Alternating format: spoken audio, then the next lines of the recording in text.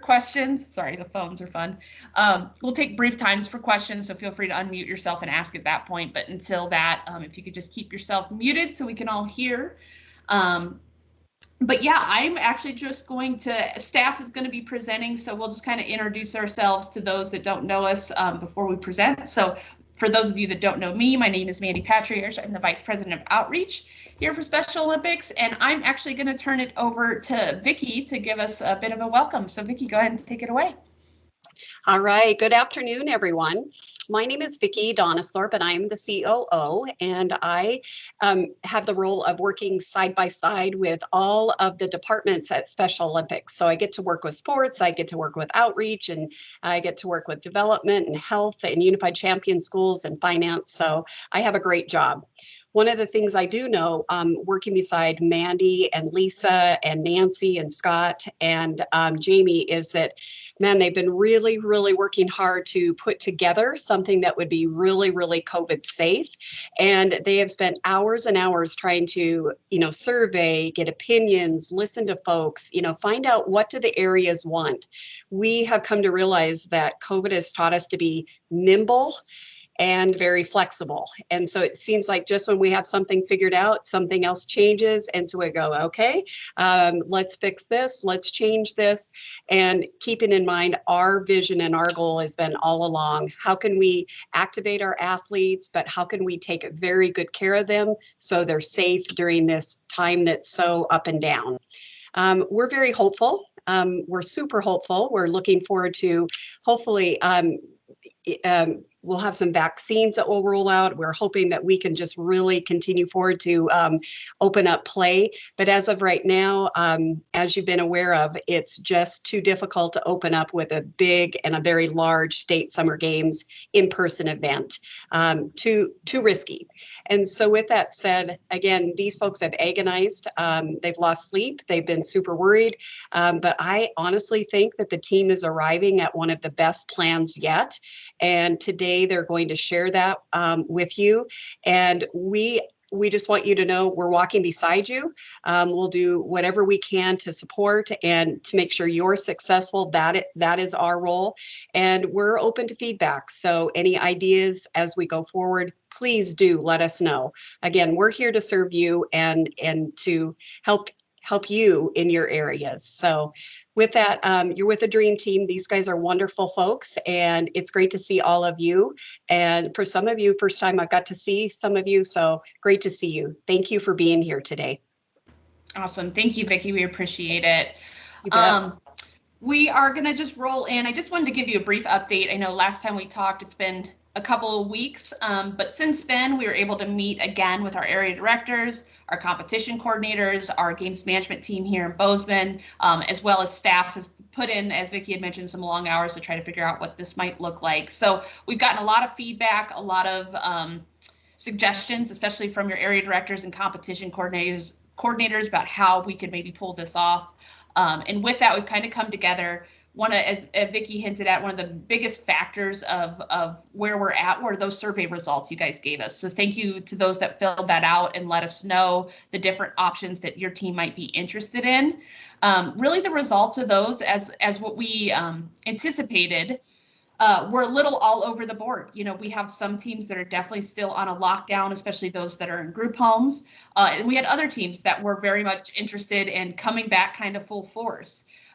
We were pretty much split down the middle from having, when we had first met with our LPCs talking about that official team competition day, we had about half of our teams who filled out the survey interested in doing that. Within the other half kind of varied on either compete from home, not being able to come back at all, and then more of that compete from practice style things that we've been doing for fall basketball challenge and bowling. So with that, we really thought the best decision and the decision that would allow the most amount of athletes to be able to participate in some form of competition was meeting in the middle. And that's what kind of the plan has evolved since then.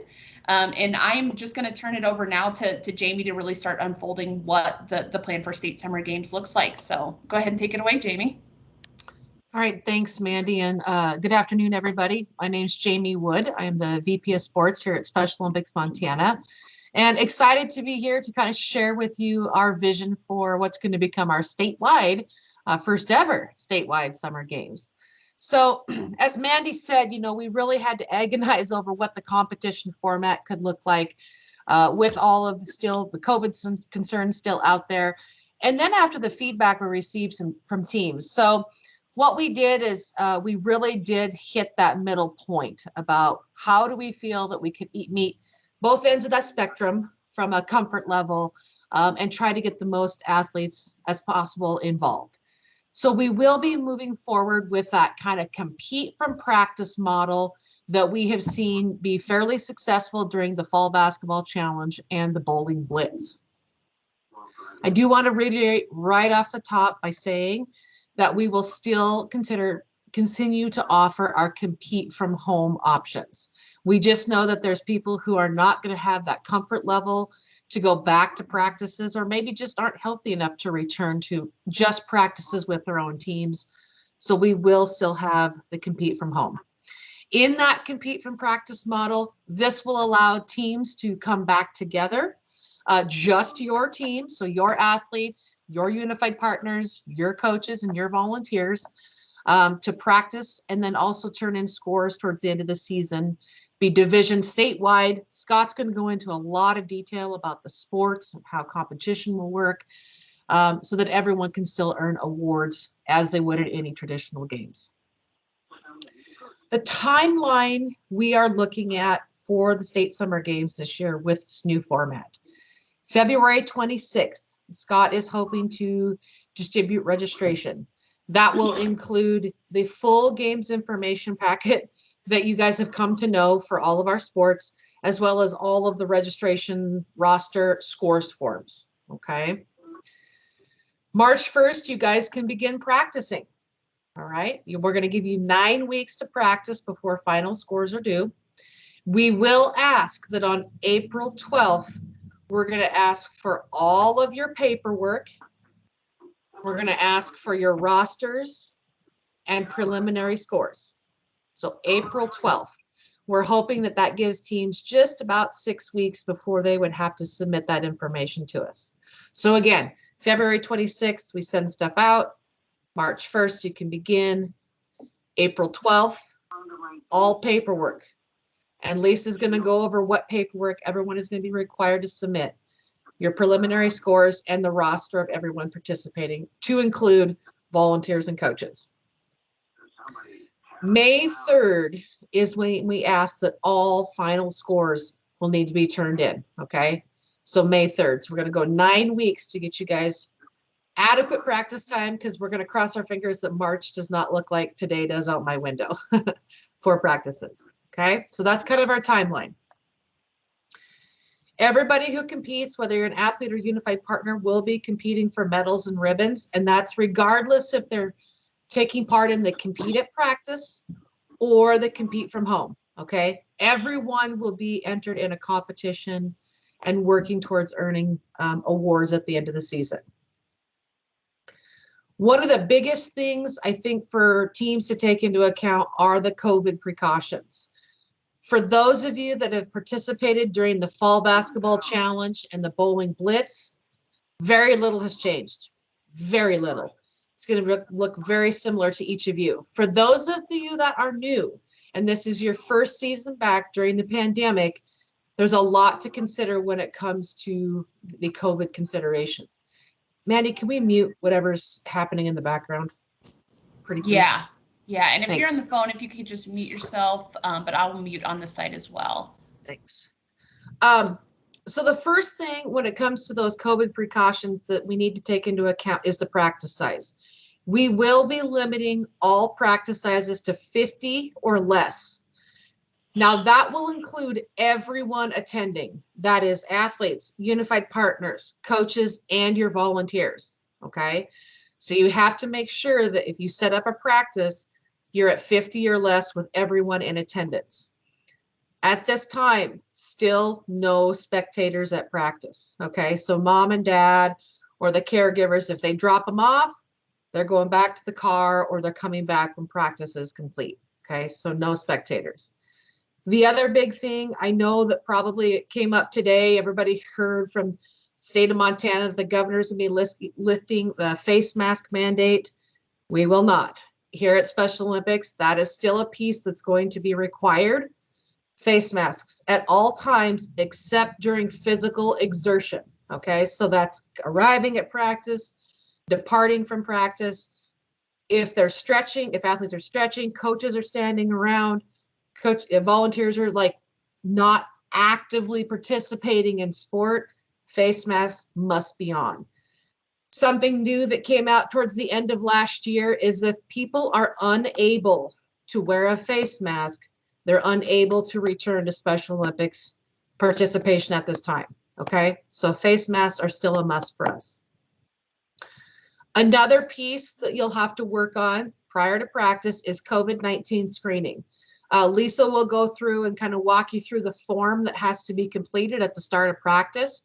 But part of the COVID screening will include a temperature check, as well as answering 4 survey questions. And then whoever's conducting the COVID screening, filling out the appropriate paperwork. And I'll get back to your question in a second, Ashley. For thermometers for those screening, if your team needs thermometers, we do have a request form available. Mandy, are we going to shoot that out again, maybe to everybody? Yep, I'll put it in the chat bar and then we'll send it out one more time. Awesome, thank you. So we have an online form that you can request thermometers, and then our team will package those up and ship them to you, because we know it is a bit of a expensive piece of equipment that teams would need to conduct practice. We would ask that you guys provide like the disinfecting items, because obviously shared equipment, shared surfaces will have to be disinfected. For example, I'm going to steal one of Scott's examples, the baton for the relay. You can use a baton, but if you have multiple teams using the same baton, you need to be disinfecting between teams. We'd also advise that like before the relay practice and after that the team members are hand sanitizing. So obviously disinfectants, hand sanitizers definitely be a part of practice. Travel. I don't know how many of you travel to different areas for your practices, but at this point in time, if you travel to a different geographic area, it has to be an area with similar COVID numbers. So Dawn, I'm going to pick on you because I see you on the line there. We can't have you going from Stillwater County into Yellowstone County for practices because of the distinct difference in the COVID numbers. So you could probably go down to Red Lodge and practice with them, but not Billings. So that's the biggest piece of the travel guidelines. The other thing is if you're like a school age team that's using a bus or a group home, they do want you to try to social distance as best you can before or on the bus. Make sure that you're doing your COVID screening before boarding. And then while you're on the bus, no food, no water, no reason for people to be removing those face masks. Again, Lisa's going to go over the COVID-19 paperwork. But as you're getting ready for practices, I don't know where your practice facilities are or what they look like, but if you have venues that are requesting contracts, please start on those early. Lisa and Vicky are helping Cindy Reichwam processing those contracts. They are taking a little longer than normal because of a lot of the COVID language and insurance language that's now being embedded into them. So please, please, please, if you have a contract, send it our way. We'll make sure that it gets a good look over, make sure that it's adequate. We'll sign off, get it back to you, put out any certificates if needed, but please get those going as quick as possible so that we can get those done in time for you guys to begin practices. That's kind of the big COVID-19 piece. Ashley House asked me here if a face shield will count. It does not. Special Olympics International will not approve face shields. They want some sort of a cloth covering to be used for a face mask, but great question. So you're welcome, Ashley. Thank you. Great question. As far as like other things that we traditionally know with our state summer games, obviously the special events are a big piece. The final leg, the opening ceremony, the whole works. We're all used to that. We're going to try to keep some of those traditions alive. Obviously, it won't be us gathering 1,800 of us in Bozeman for a parade of athletes and opening ceremony, But what we're really looking forward to is taking May 11th through the 15th and just making it a celebratory week. A lot of it will be done online, but we're hoping to still feature our final leg, have an opening ceremony. There will be a virtual dance party. So we will be making sure that athletes, teams, unified partners, families are invited to join in on that. We'll have our closing ceremony, and then obviously the raffle drawing to wrap up our games week will be on Saturday. So kind of mark those calendars from May 11th to 15th. You're going to see us with a large social media presence during that time. I think in the weeks leading up to games and that week, you're also going to see we have a new media partner this year, MTN. So I think you're going to see a lot of coverage across the state on our athletes who are out and about, working hard, training, and competing in state summer games. Scott's going to go into further details, but a tradition that we started with the Fall Basketball Challenge was live streaming from team practices. That is something we'd like to keep going and build upon. I don't know if any of you have had the chance to check those out, but for those of us that have had the opportunity to go to practice and interact and talk to the athletes, it's been a lot of fun. And it's fun to be able to share out with the world that in the middle of a pandemic, our athletes are still training and competing. So he'll probably be reaching out to some teams, and Scott will go into the details on that. Some other games traditions that we plan to keep alive are goodie bags. We will be shipping goodie bags to every athlete and unified partner who register for this year's games. And the goodie bag will still include the souvenir program. So we want to make sure everybody gets one of those, because this might be the first time or ever that we have a statewide game. So we definitely need to make sure that somebody gets a souvenir program for that.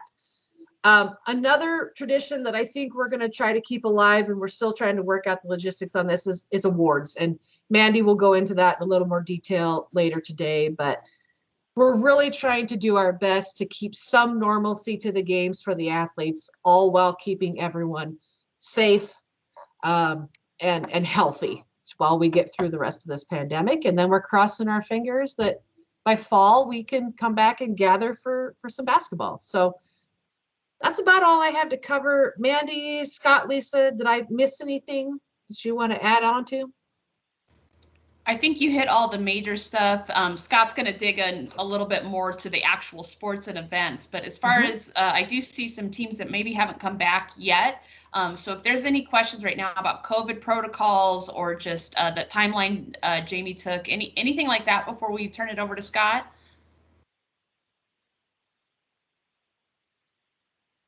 Okay, awesome. Well, then go ahead and take it away, Scott. Thanks, Jamie. Thanks, guys. Perfect. Yeah. Thanks, Jamie and Mandy. All right, everyone. So I'm Scott Held. I am the sports director here at Special Olympics. And the main pieces I'm going to hit today are essentially just the deep dive into all the programming that we're going to offer and the actual events we're going to offer in each sport as well. Give you guys a little heads up on those before we send you the games info packet here in a couple weeks. Okay, first and foremost, divisioning. Whether it's across the compete from home or compete from practice is going to stay the same as it has in all years past. We're going to division athletes based on their skill. So, you know, the scores, the scores that you guys submit. Then we're going to also division them based on their gender and then on their age. So it'll stay the same. Nothing's going to change as far as divisioning goes. Now, with whether it's also, I mean, this applies to compete from home as well, but from compete from practice, we are going to be offering those 5 different sports that you guys might have heard us talk about. So athletics, bocce, cycling, golf, and soccer. Okay, so our outdoor sports will be the main compete from practice sports, and I'll highlight the compete from home option a little bit later. But among those 5 sports, your athletes are going to be able to sign up for 3 events with no limitations on the sports.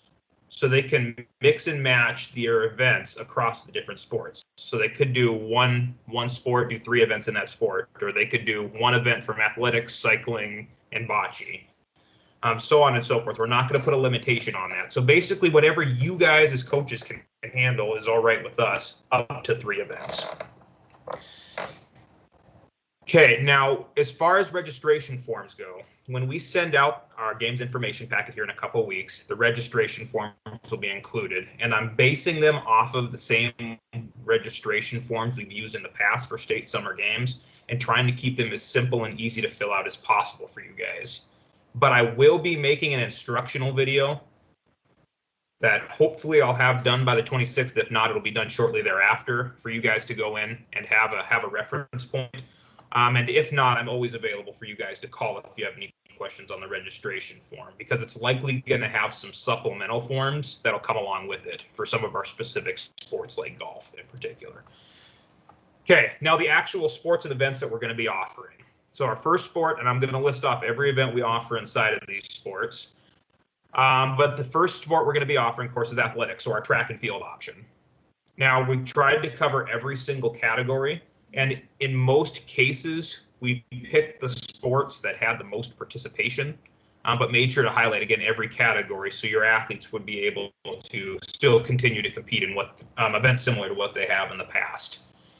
So the first two events we're offering are the 50 and the 100 meter dash, or your sprint events. So those are your short runs.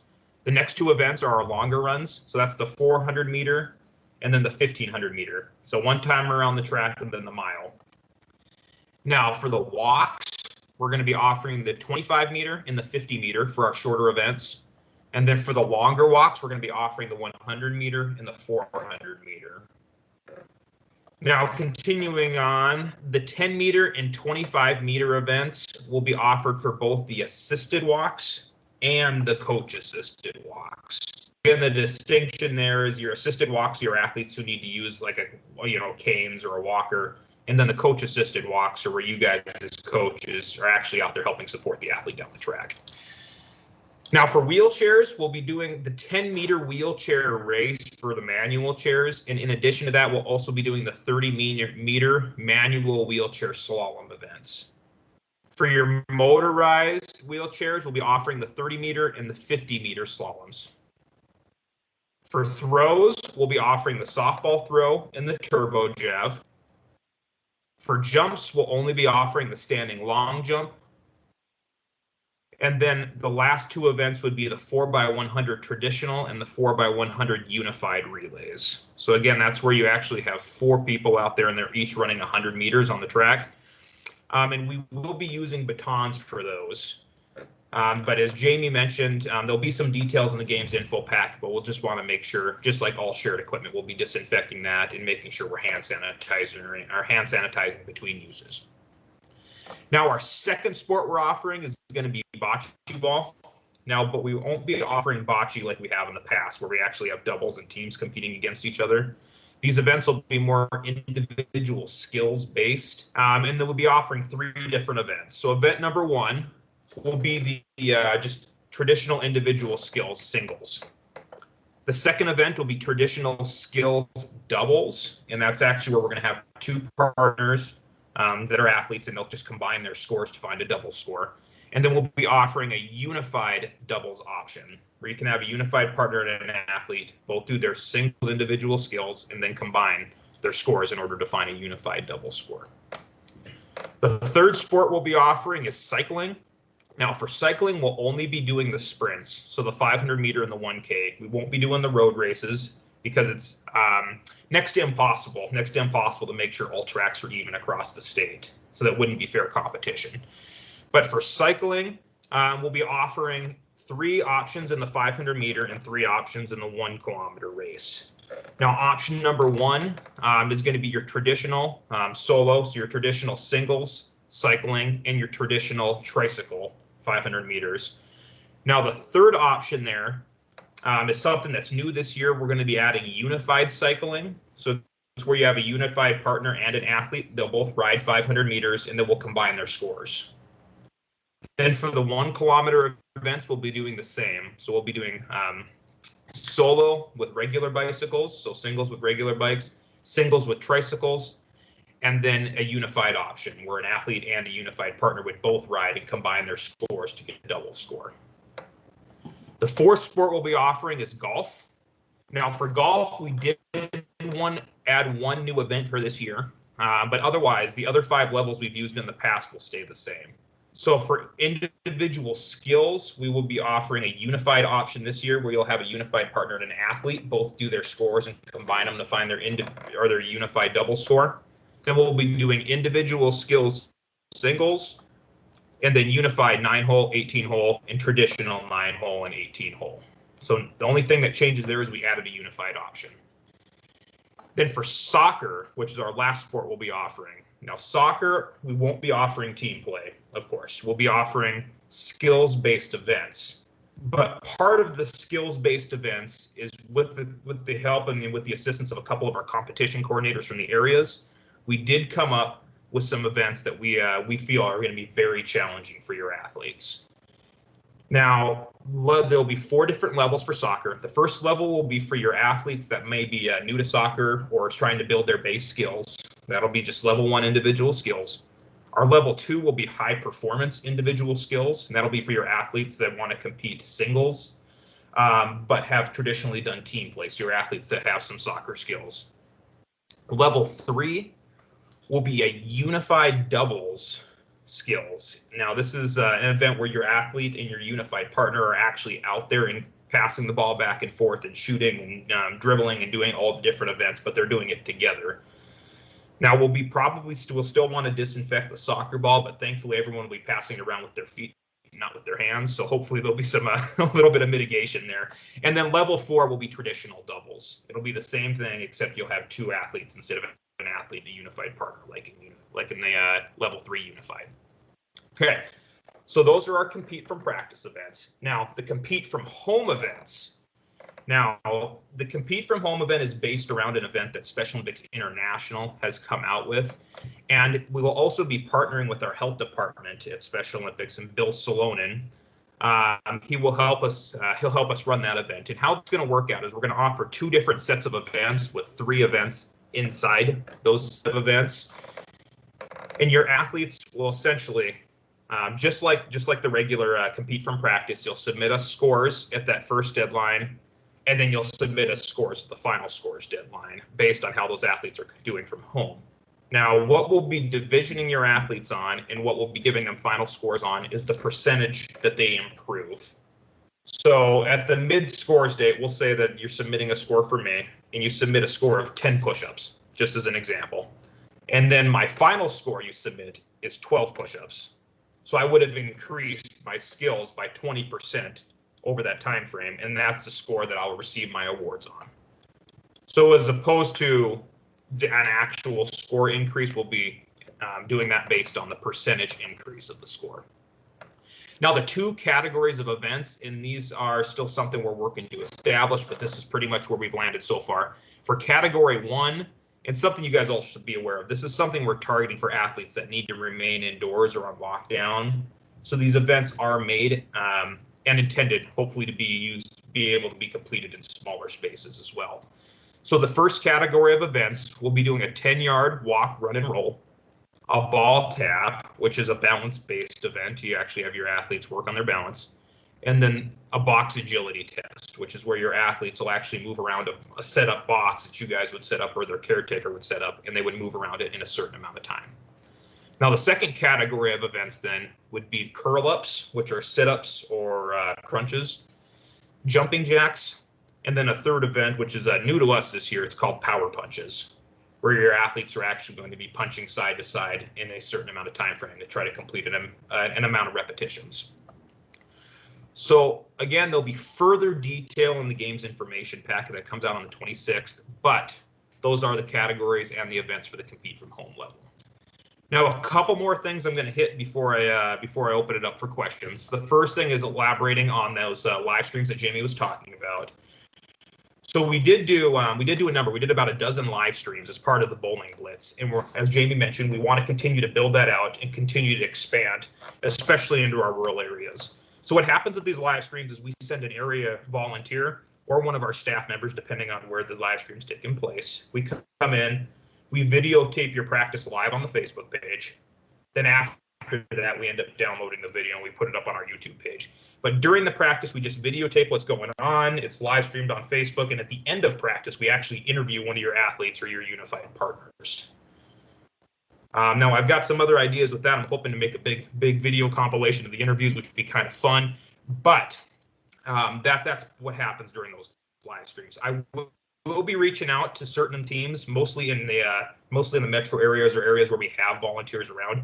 But if you guys are in one of the teams that I haven't reached out to, and you guys want to have us come down and live stream, please feel free to send me an email. It's just sheld@somt.org. I'll put that in the chat box or when we're done here. But just send me an email. Let me know you're interested, and we'll see if we can get someone down there to do a live stream with you guys, because we'd love to target some of the smaller teams or some of our teams that are a little bit more rural.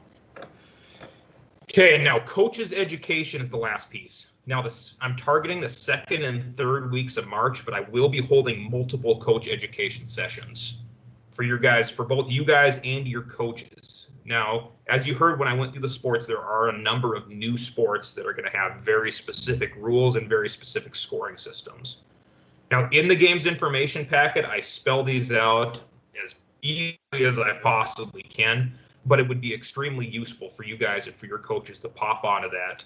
Now, in addition, as part of attending that training, you guys will receive a certification in every single sport that I go over. So basically the 5 sports, you guys will receive a coach's certification for all of those, but that's all I'll be hitting that night. I won't actually be covering like basics of coaching. So you guys get like your coach's code of conduct done. I won't be covering any of that. I'll be covering strictly the sports that we'll be offering, but you will receive a certification in every single one of those if you attend. Now, when I get those dates will be ready to be released on the 26th when I send out the game's information packet, and all you'll have to do is send me an email, and then I'll send you guys the login link. Okay, and as I mentioned again, that'll happen hopefully in the second and third weeks of March, but I'm still working on those dates for sure, and those will be strictly online based. Okay, Mandy, that's what I have. I'd love to open it up for questions if anyone has anything. If not, I'll pass it on to Lisa. Thanks, Scott. Yeah, any questions from anybody? We've got the sports expert here, so.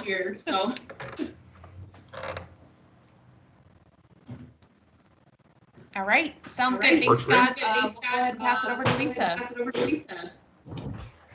Hi, everyone.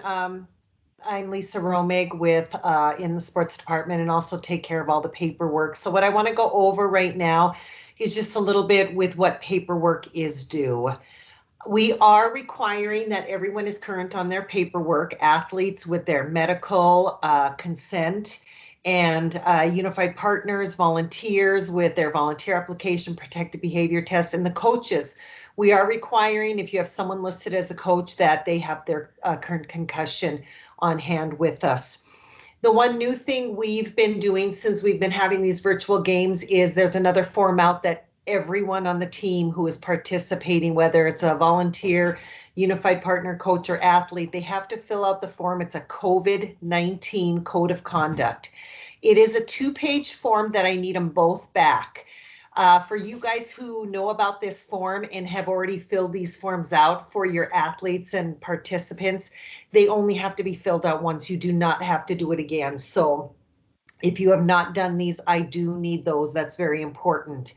For ones that are even competing from home, I need current paperwork on everyone there too. So if you can remember that.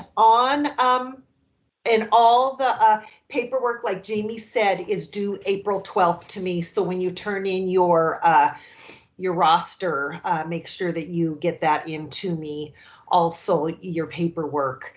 On what Jamie mentioned, this COVID-19 screening and tracking template. Like she said, it is, you have to take the temperature check of everyone coming in, their names, and there's 4 questions to answer. This has to be completed at the beginning of every practice you hold. Now, I do need to get these forms back to me. You can either get them back to me when you send in your final scores on May 3rd. You can send them all in at once on that date, or some people like sending them in to me every day. I mean, after every practice, emailing them, scanning them, throw them in the mail, whatever's easiest for you, and getting those back to me. So those are super important that we need those too. I think That might be all the paperwork I have. I don't know if I've missed any other paperwork, but we're treating these as regular games, whether they're competing in the small groups or at home. We have to have current paperwork on hand for everyone. So does anyone have any questions? This is Ashley House from Missoula High Schools. I have a question. Hi, Ashley. Hey, we do a screening every morning when the kids come to school, and we will be practicing in our PE classes during the school day. So do we need to, when that PE class comes about later on, do we need to redo that COVID screening form, or can we use the temperatures from the morning when they check in? I think you can use those temperatures from the morning when you check in. Absolutely. Okay, Yeah, great. Thank you. Ashley, YN asked the same question. So you guys are on the same funny. wavelength. So as long as those students are in the same classroom all day, as long as we just get a copy, Yeah. that would be fantastic. Cool. Perfect. Thank you. You're welcome. Awesome. Good question. Any other questions about paperwork for Lisa? Okay. Wonderful. Thanks, Lisa. We appreciate it. Just a kind of note for those of you that, maybe haven't been able to do physicals, they are taking a little bit longer to get into the doctor's office and for athletes to be able to have access to get those physicals done. So Lisa just sent that green list off. What was that, last week maybe, Lisa? So I definitely encourage you guys to jump on there, see who needs those physicals and have them work on those ASAP, especially even if they're just in the blue. I would have them get them done. That's for sure. I did, Nancy. I would interject on that. So thanks for mentioning that. On the green list, if they are red, once again, it means their paperwork, they have something missing or expired. If they are blue, it means something will expire within the next 4 months. So I'm giving you, and this is from the day I produce this green list. So still look at the dates on your individuals and double check that they're all okay. Awesome. Thanks, Lisa. So just wrapping up here, wanted to talk a little bit about kind of your area involvement and what that might look like. As Jamie and Scott both mentioned, we are going to be doing awards. We're going to be divisioning, but we're really trying to focus and making those awards ceremony a little more special for your athletes. So we're working with your area directors and your competition coordinators on that. So what our hopes are is that we will be shipping those awards to your AMTs.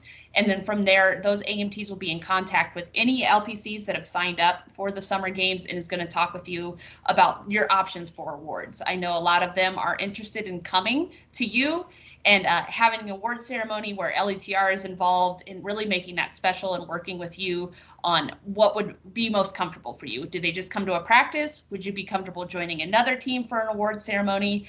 Any of those things that they'll be talking through. Obviously, they know all the rules and protocols of it can't be more than 50 people, all of the screening, they'll be following that.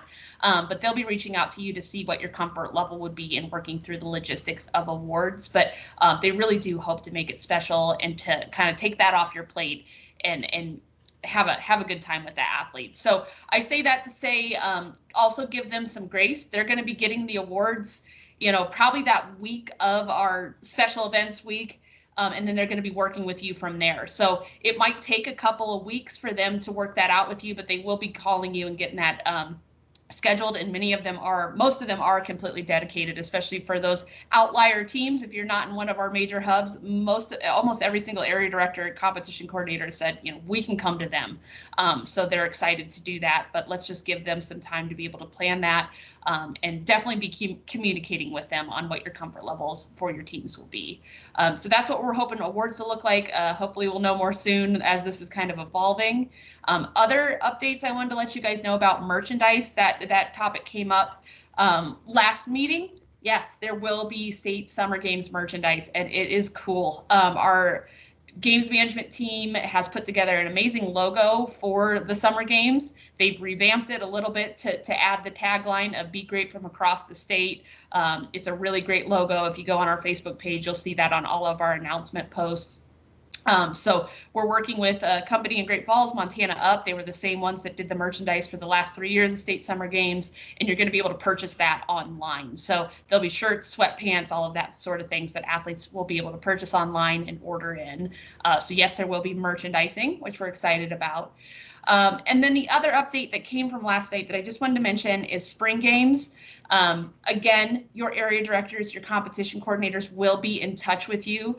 There are some areas who have talked with LPCs that there's some teams that have more of a comfort level to compete in some sort of a very small spring games, definitely 50 or less. There's other areas who might not be hosting anything just based off the conversations they're having with you. So just know that your competition coordinators are going to be communicating with you, going to be reaching out and see if there's any sort of possibility if you guys want them to put something on. Many of them are willing to do that. Others are getting feedback that teams wouldn't be comfortable with any sort of spring competition. So I say that to say, keep an eye out for communications from your communications coordinators and your area directors and your competition coordinators to see what's going to be going on in your area for spring. And quickly, I'll just touch on winter games for some of you that are on the call. We got a question about winter games. Glacier area is moving forward with their winter games. So if you haven't filled anything out for Terry Sifke yet, as far as registration, make sure to get that to her ASAP. And then the Big Sky area, if we have any, I think I see a couple Big Sky area folks on here. Communication will be coming out about that soon. We're hoping to provide some sort of a winter opportunity, partnering with Eagle Mount, and probably just going to be taking scores at an Eagle Mount training day and divisioning and doing awards from there. So that's kind of where we're at with winter games. The other venues who normally provide winter just weren't able to make it happen with COVID restrictions and things like that. So those are the two areas that are moving forward with a semblance of winter games for anybody interested in that. So those are kind of the big things. As again, we were holding these meetings this week with you guys. We got the memo out. We thought it was really important to let you guys as LPCs, our coaches, our athletes understand what summer games is going to look like before we did a big public announcement. We wanted you guys to hear from us first and not get any surprises seeing it on TV. So we've now kind of been through that. This is our last meeting, and so you are going to see a public announcement go out February 17th. We'll be doing a Facebook Live announcement about it. Well, you'll see Jamie and Rhonda talking on there. You'll also see Athlete of the Year chatting a little bit. So tune in for that. Help us spread the word. But from there, pretty much starting the 17th on, you're going to be seeing it on the news, hoping to just get the word out about what the program looks like this year. So be aware for that. But definitely, I would prep your coaches, your athletes, your families. Feel free to let them know what this new program looks like. So again, they're not caught by surprise when they see that on the news or on Facebook. Let's see, what time on the 17th? We're going to be going live at 2 p.m. on the 17th from our Special Olympics page. So keep an eye out there. We actually have an event for those of you that are on Facebook. You can follow and attend, and it'll alert you when we go live. So I think that's all that we have for today.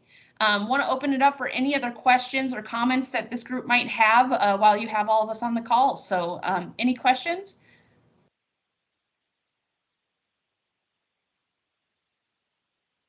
Okay, wonderful. Well, thank you guys so much for your support of our mission, of our athletes, and for everything you're doing to kind of push forward. You guys have been an amazing group. This team could not be putting anything together without you. So we really appreciate all of your feedback and the way you've been able to handle this difficult situation. But I appreciate all of you and your positive attitudes and keeping our athletes positive and motivated to continue on whatever level that we're able to do that. We really appreciate it. So thank you, everybody. The team here will stay on for anybody that might have just some one-on-one questions, but we appreciate it, and we will see you all soon. Thank you. Thank you. Mm-hmm.